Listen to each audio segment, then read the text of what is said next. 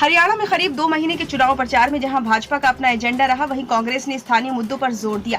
Modi guarantee के साथ लोकसभा चुनाव मैदान में उतरी भाजपा का सियासी एजेंडा हरियाणा में आते आते बदल गया। अगले 5 साल का एजेंडा बताने के बजाय भाजपा हिंदुत्व, पाकिस्तान, राम मंदिर, आरक्षण और धारा 370 की पिच के इर्द गिर्द घूमती दिखी। हालांकि इस बीच इन्होंने बिना खर्ची पर्ची नौकरी देने को लेकर खूब माहौल बनाया। वहीं कांग्रेस किसानों व पहलवानों के मुद्दे पर प्रदेश में माहौल नहीं बना पाई।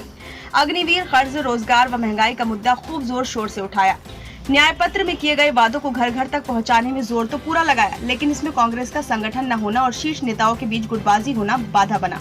भाजपा केंद्र के साथ राज्य में 10 साल से सत्ता में है। भाजपा के पास बताने के लिए बहुत कुछ था, मगर 15 मई के बाद भाजपा के आए स्टार प्रचारकों ने चुनाव प्रचार को पूरी तरह से बदल कर रख दिया। पीएम मोदी ने 18 मई को अंबाला व गोहाना और वीरवार को महेंद्रगढ़ के पाली में रैली कर अपने भाषण को धारा 370, आरक्षण, पूर्व सैनिक 5, प्रधानमंत्री, राम मंदिर और कांग्रेस के खिलाफ अपने लगाए पुराने आरोप तक सीमित रखा। भाजपा हाईकमान के नेताओं ने पूर्व मुख्यमंत्री भूपेंद्र सिंह हुड्डा को निशाने पर लेना शुरू कर दिया है। गृह मंत्री अमित शाह और राष्ट्रीय अध्यक्ष जेपी नड्डा ने हुड्डा को दिल्ली दरबार के दामाद का दरबारी तक कह डाला। एक एक करके भाजपा के नेता हुड्डा को निशाने पर ले रहे हैं। विपक्षी दल कांग्रेस सरकार पर हमला बोलने के बजाय अब भाजपा ने ही कांग्रेस की घेराबंदी शुरू कर दी है। कांग्रेस समय में नौकरियों, तबादलों और खर्ची पर्ची को लेकर निशाना साध रहे हैं। खास बात तो ये है कि हुड्डा भाजपा के केंद्रीय नेताओं पर हमला करने से बचते नजर आ रहे हैं। वो केंद्र सरकार की विफलताओं पर जरूर पलटवार करते हैं, लेकिन व्यक्तिगत रूप से मोदी और शाह के बारे में कुछ नहीं बोला। इस मामले को लेकर हुड्डा विरोधी कांग्रेसी नेता कई बार हाईकमान के सामने भी ये मामले को रख चुके हैं। 4.5 साल भाजपा के साथ गठबंधन में शामिल रही जजपा भी किसी बड़े मुद्दे को नहीं उठा पाई है। सबसे अधिक दिक्कत जजपा को झेलनी पड़ रही है।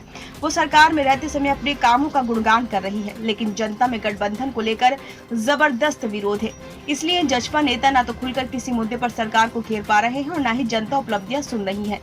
जजपा का मुख्य फोकस हिसार में ही रहा है। वहीं इनेलो ने किसानों और पलायन कर रहे युवाओं के मुद्दों को कई बार उठाया, लेकिन वो विधायक होने के नाते बड़ा मुद्दा नहीं बन पाया है। लोग फैमिली आईडी, नौकरियों के लिए विदेशों में पलायन, बेरोजगारी से परेशान है, वो इस पर चर्चा भी करते हैं। जींद के कई गांवों से युवा नौकरियों के लिए विदेश में पलायन कर गए हैं। 1-2 गांव ऐसे हैं जो पूरी तरह से खाली हो चुके हैं। यही हालात कुरुक्षेत्र और यमुनानगर के भी हैं। दक्षिण हरियाणा में पानी का मुद्दा आज भी गर्म है, मगर राज्य के किसी भी नेता के पास SYL को लेकर भविष्य का कोई एजेंडा नहीं है। फैमिली आईडी से भी लोग बहुत परेशान हैं। कांग्रेस के उम्मीदवार इन मुद्दों को अपने अपने लोकसभा क्षेत्र में उठाते तो हैं, मगर ये मुद्दे उनके ही क्षेत्र में सीमित रह जाते हैं। पूरे चुनाव में मुट्ठी भर केंद्रीय नेता आए, मगर उनका ज्यादा फोकस भी मोदी के आसपास ही रहा। इसके अलावा राज्य के अन्य नेता न तो कोई प्रेस कॉन्फ्रेंस की और न ही अभियान या आंदोलन चलाया। इसकी पीछे एक बड़ी वजह है कि राज्य में कांग्रेस का संगठन नहीं है। ब्यूरो रिपोर्ट, नई दिल्ली।